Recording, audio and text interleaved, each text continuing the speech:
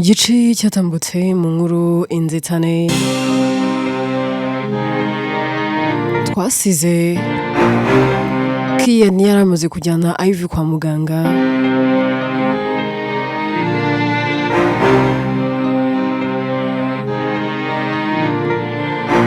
Kian nyuma yo kubona Ivy arimo avuga yuko aziranye na Marza, Kian yatangiye kugira ngo ahari Ivy yabagize trauma kubera ibyamubayeho. Atangira kwitabaza abaganga ngo babe hafi ya Ivy barebe ko nabura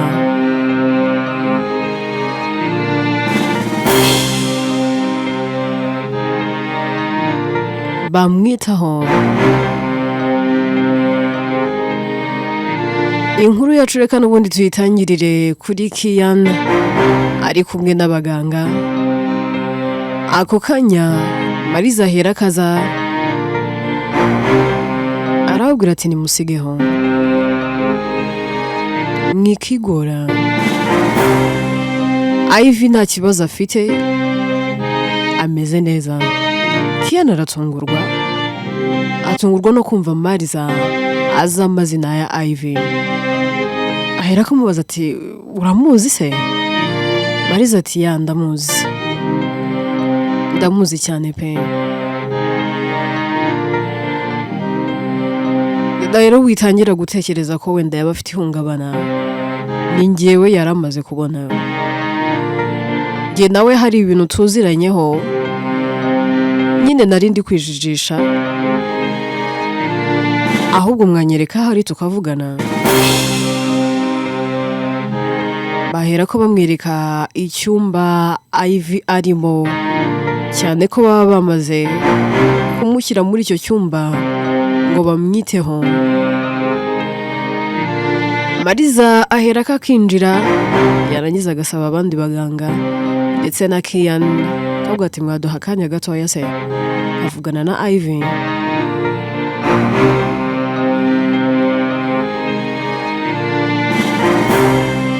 Abandi bahera ko basohoka, Marza agasigarana na Ivy.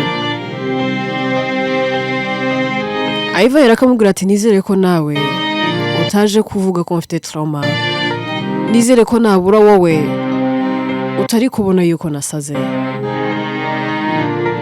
Nubwo uri kumpakanira umbwira yuko nge nawe tutaziranye, nge ndabona amaso ataraya, kuko siniyumvisha ukuntu wareba nk'umuntu nzi intambuko ikaba imwe mugasi 100%. Ntabwo ndi kubyumva.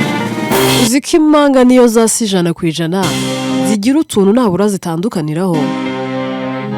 Ntabura se ufite impanga yawe mbimenye, basi mbwira niba ari umuvandimwe wawe nigeze guhura nawe mbimenye, ariko ndatekereza ari wowe.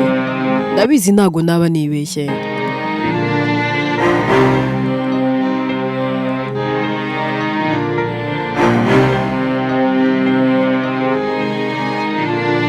Marza ahera ko yegera Ivy akamufata mu biganza akamubwira ati Kimi, ibyo uri kuvuga byose ni ukuri, ntabwo wibeshye, koko ni njyewe wagutabaye, ariko basi unsezeranye ko utari bumbaza impamvu y'ibyo byose. N'impamvu rwose nabanje kuguhisha uwo ndiwe. Ivy ati se kubera iki? Niba wemeye kumbwira wambwije ukuri. Marza ati ukuri kose si ngombwa ko kuvugwa, nge mba nkeneye kukubona umeze neza. Okay, kuri iyi nshuro ngiye kukubwira amazina yanjye. Nitwa Marza, ndi umudokita hano, nize mu bihugu bigiye bitandukanye. Ngiye kukubwira inkuru gatoya. Nari ndimo nitambukira ahantu, nyura ku bantu bari kukuvuga, hanyuma abantu bari kukuvuga bakuvugaga igihe wari uri mu bitaro kandi uri muri koma, gira amatsiko yo kumenya uwo murwayi. Icyo gihe njye nari mfite abarwayi benshi cyane nakugeragaho gake gashoboka. Njye rero ureba ahangaha aho rukomeye nibwo abandi baganga banyitabaza. Nubwo mba ndi hano njye mvura indembe gusa, nawe wari mu nshingano zanjye, ariko hari abandi ba doctor bari barashyizwe mu nshingano zawe ngo abe ari wowe ubitaho n'akaba ari bo bakwitaho.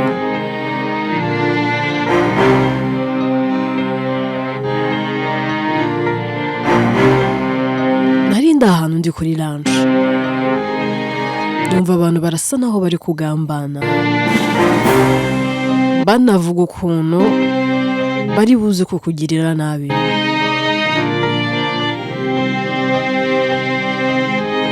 Nahereye ko ngira amatsiko yo kumenya uwo muntu, cyane ko abarwayi bose tuba dufite mu bitaro umuntu aba atabazi.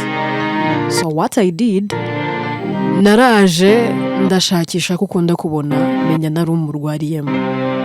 Ndahagera nsanga kuko ntago meze neza. Umunsi bagombaga kukugirira nabi nibwo nashatse abantu bagukura mu bitaro, kuko nabonaga n'ayandi mahitamo mfite. Nabonaga nirinda gatoya ubuzima bwawe uri bujye mu kangaratete, ukaba wahasiga ubuzima. Ntago nari nitaye kumenya icyo bari kuguhora, sinari nitaye kumenya ngo abo bantu ni bande. Icyo nagombaga gukora kwari ugukiza amagara yawe. Nuko nashatse abantu bagukura kwa muganga bakuzana iwanjye. Nyuma narabanje nkora iperereza kugira ngo menye uburwayi ufite ubwo ari bwo. Ntago wari urwaye indwara isanzwe, njye nta nubwo nakuvuye bisanzwe. Mfite uburyo bwanjye ibintu nabikozemo, menya icyari cyakubayeho. Wari wanyweye uburozi buri ku rwego rwo hejuru, kandi urabizi kwa muganga ntibavura amarozi. Wari kuhasiga ubuzima. Mfite uburyo bwanjye nabikozemo, kubw'amahirwe mbona urakangutse, ariko umubiri wawe wari wazahajwe cyane n'uburozi bwari buri mu mubiri wawe. Ese urabizi ko bari batangiye no kugutera amadoze atuma umutima wawe ugenda umanuka gake gake? Ibyo nabyo narabipimye ndabibona. Sinzi ngo ninde wari watangiye kubikora, ariko nubwo baziguteye ntibaguteye nyinshi. Ibyo nabyo byabaye mu ibanga kandi mu gahe gato cyane. Nago kano kanya ari ngombwa nkubwira ukuri kose nze, ariko wa mwana we, ushatse washyira hasi agapira ukareka ubwana n'ibyo urimo byose ugahangana n'ikibi kiri guhangana nawe. Ufite ibintu byinshi biguhiga, uracyari muto pe, ariko ufite abanzi benshi. Ati no way Mariza, ugize ngo ngira abanzi benshi? Abanzi bavuye hese? Ko nta muntu ndasagarira, ko nta muntu ndatuka, ko nta muntu ndabwira nabi, ko nta muntu turahura ngo musuzugure, ko nta muntu uranya kubufasha ngo mbumwime. Abanzi uri kumbwira baba bavuye. Mariza hera kaseka kambwira ati Kimi, uracyari umwana. Ikibazo cyawe ni kimwe, wowe wizera abantu bose, kandi wizera ko abantu bose ari abana beza. Ese buriya iby'imbabazi yagukoreye na Shine ndetse na Nadia byo ntago byaguhereza isomo? Ntago byakwereka ko abantu ko batekereza atari ko bari? ayivata ariko abantu bose ntago bagira imitima imeze kimwe kandi abantu bose ntago bahemuka. Ikindi bariye impamvu babikoze ahari wenda bumvaga bafite ubugugu bw'ibyo nari ntunze kandi ninjye wari unabashumbikiye. Ese ubundi iyo nkuru yuyizuta? Mariza ati Ivy, muziho byinshi cyane utazi, ngo ufiteho amakuru wowe ubwawe utanamenya. Njye narakwikundiye just ngufata nk'akarumuna kanjye, so icyo ngomba gukora ni kimwe, ngomba kukurinda kandi nagombaga no kukurinda. Rero ntago nari kukurinda ntazahahise hawe. Ibyuko wapfushije ubukwe ndabizi, nzi na byinshi kuri mama wawe, nzi byinshi mama wawe yanyuzemo. Rero mu rwego rwo kugira ngo nkomeze nkurinde nagombaga kumenya byose kuri wowe. Rekeraho kwizera abantu, rekeraho kubona buri muntu wese bitewe n'uko uri kumubona mu ishusho mubonyemo ngo ubone ko ari umwana mwiza. Hari abantu biyambika uruhu rw'intama ariko imbere ari amasega aryana. Ushobora guhura n'umuntu bitewe n'uko yakwiyeretse, bitewe n'uko mwaganiriye, ugahera gutekereza ko ari umwana mwiza,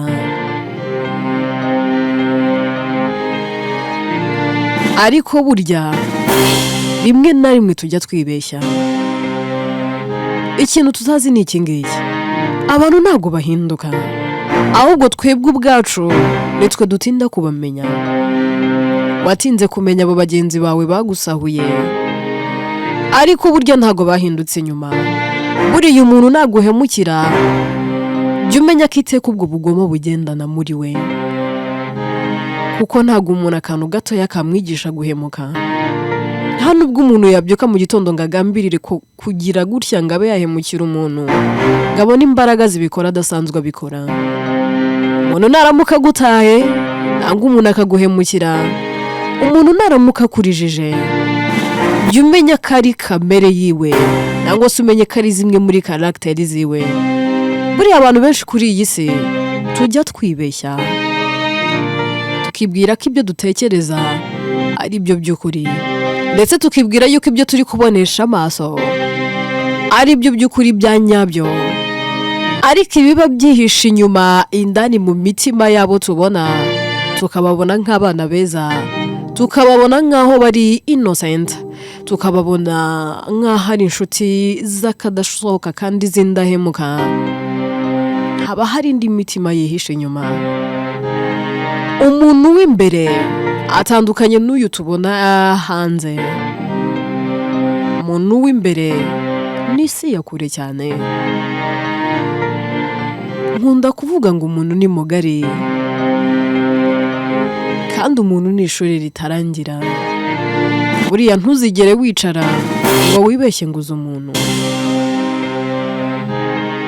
Umuntu aratangaje, umuntu ni mugari, ni igihugu kinini cyane gituye ukwacyo, gitandukanye n'ibihugu byose byabaho kuri iyi si.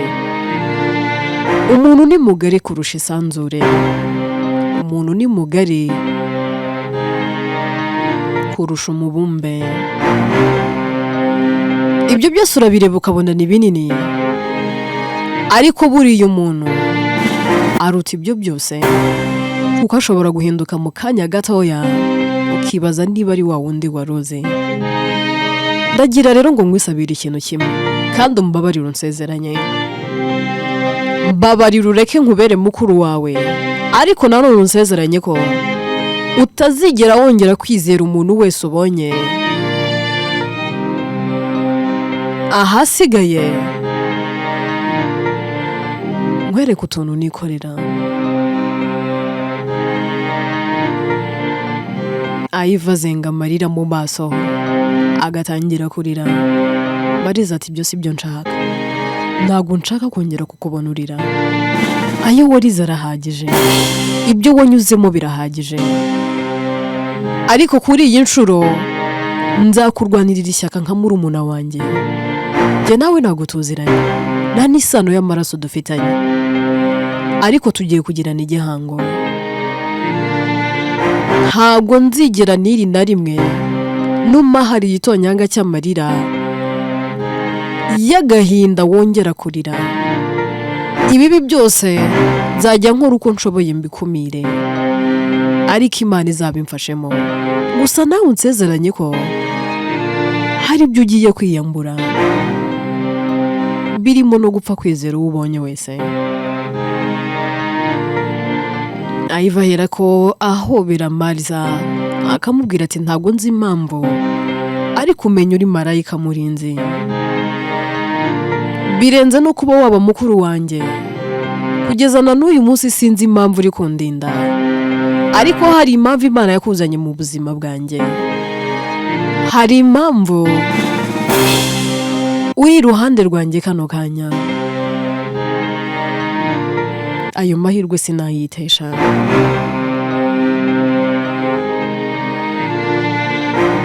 Mariza ahera akamuhanagura amarira, akamusoma mu gahanga, akamubwira ati kandi jya witaho iteka.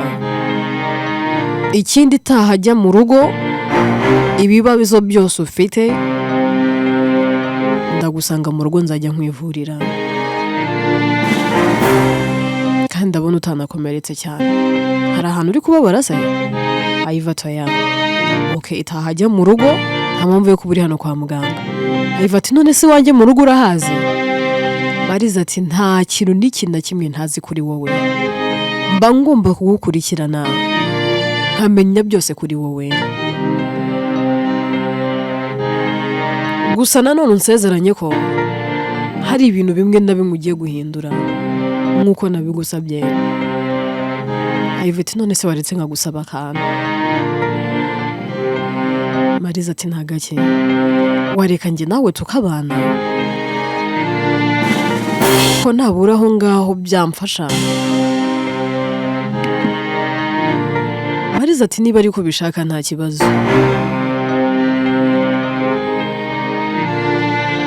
Iva ahera ko yishima,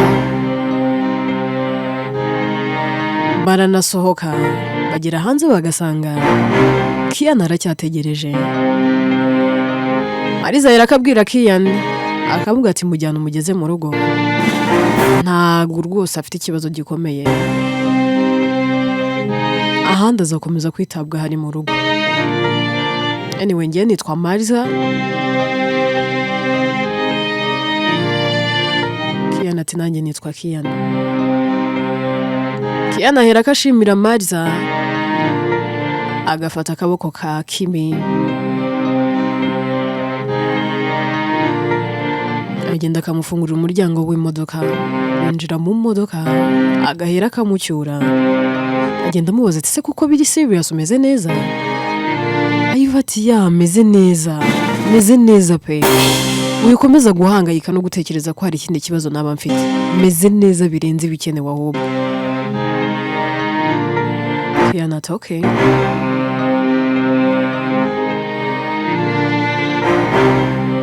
Baragenda bakagera mu rugo.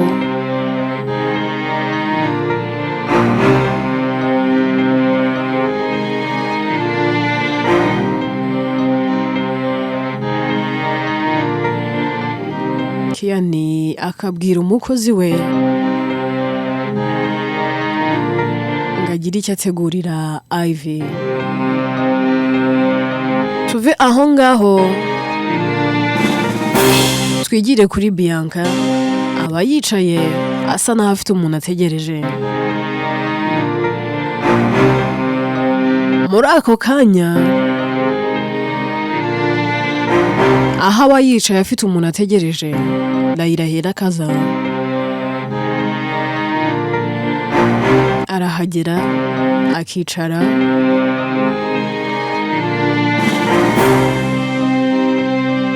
Bianca ati none se nta nubwo ndamutsa? Bianca ati si ngombwa, wowe ntabwo nanakwizera ngo nakuramutse. Ndetse se kubera iyo utandamutsa? Wowe wampaye proti yo kugira ngo duhurire ahangaha,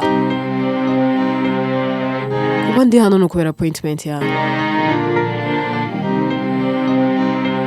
Ndayira ati yandabizi,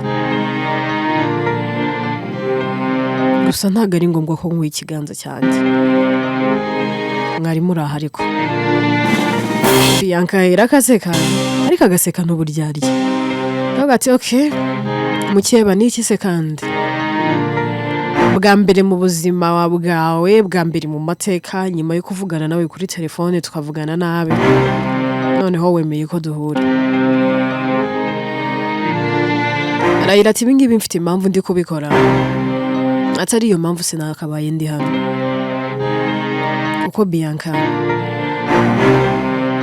niba ndi bukwita umugore gito, niba ndi bukwita umukobwa gito, niba ndi bukwita umubyeyi gito, kuko muri ibyo byose nta na kimwe uri cyo.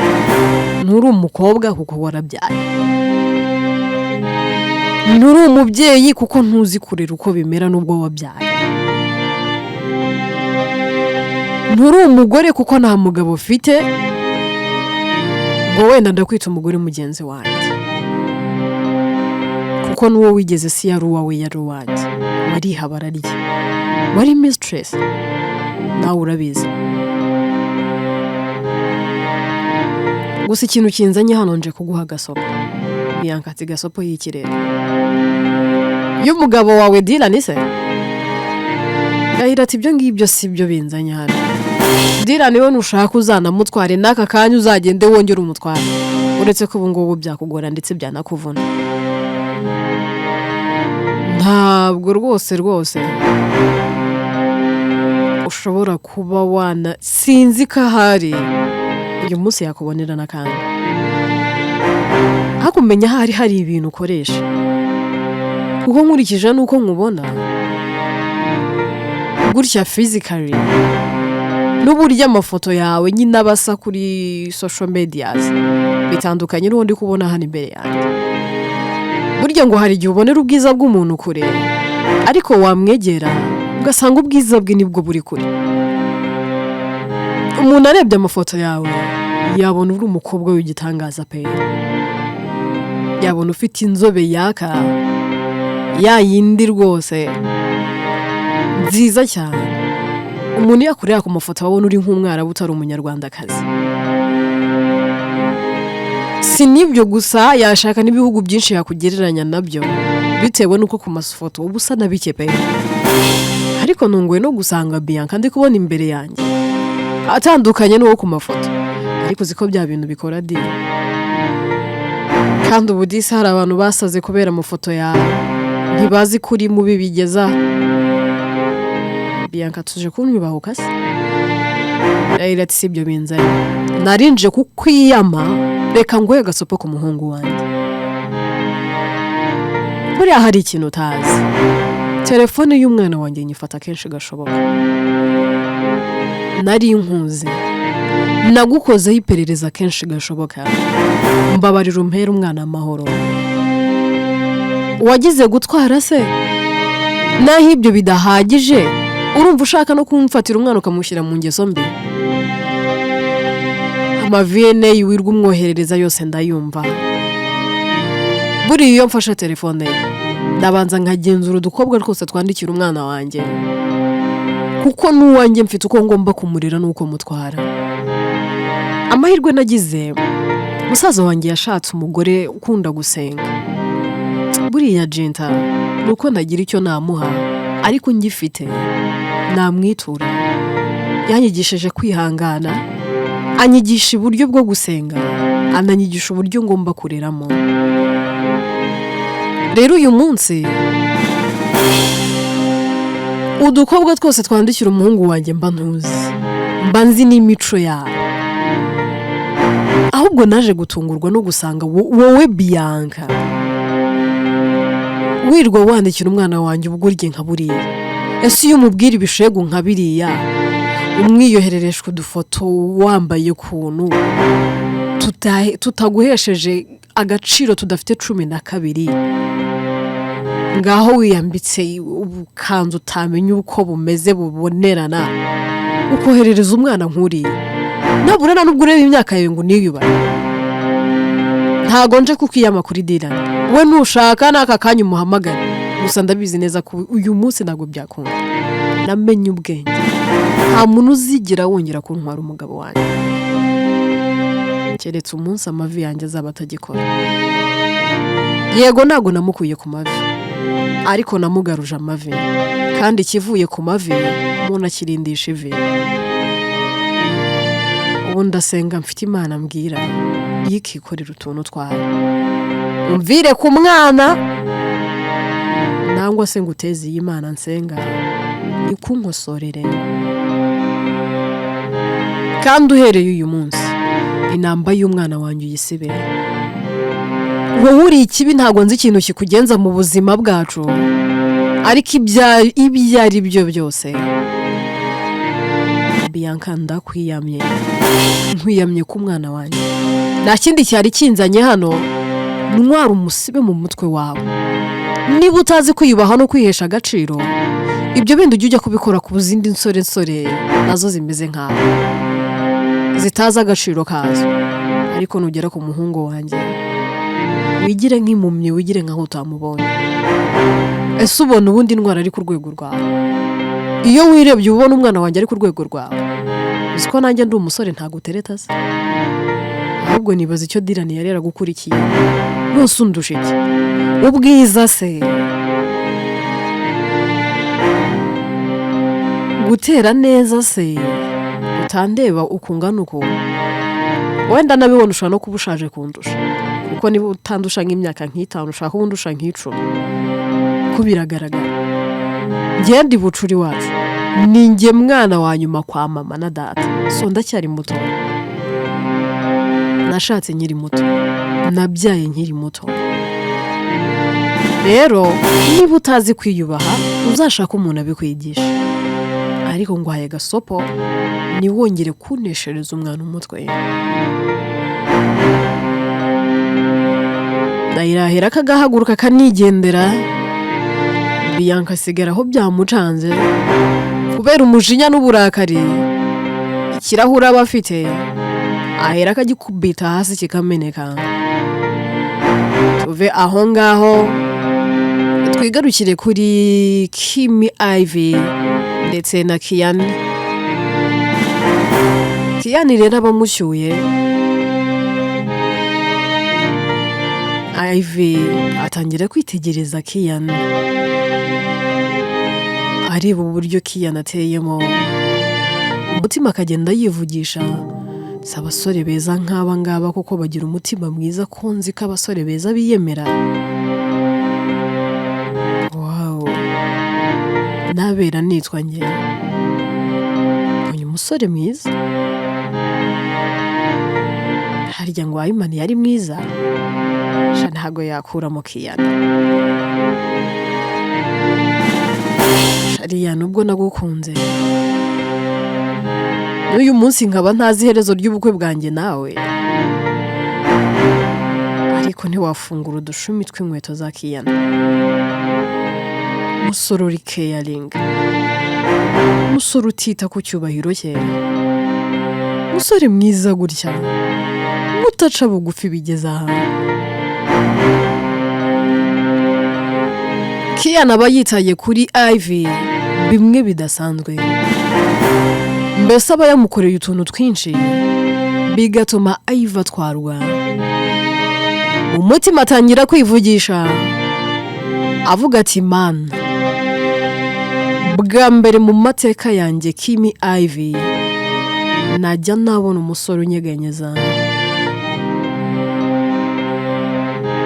inguni z'umutima wanjye.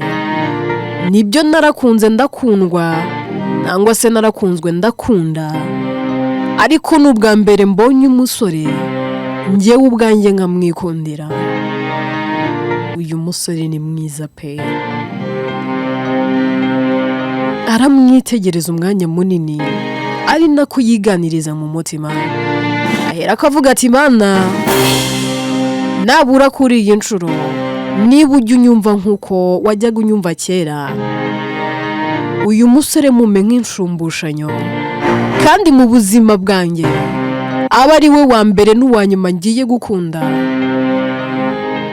Uyu nibiramuka byanze wa mana we, nzahera ko nsezera ibintu byitwa urukundo, nzahera ko mbona ko atari ibyanjye, ndetse mbone ko bifite ba nyirabyo. inkuru yacu reka tuyisubikira ahangaha ayivubwe ku giti cye yikundiye Kian. Ese aho na Kian azakunda Ivy nangwa Ivy bizaba ka wa mugani ngo ukunda utagukunda ni nk'imvura igwa mu ishyamba.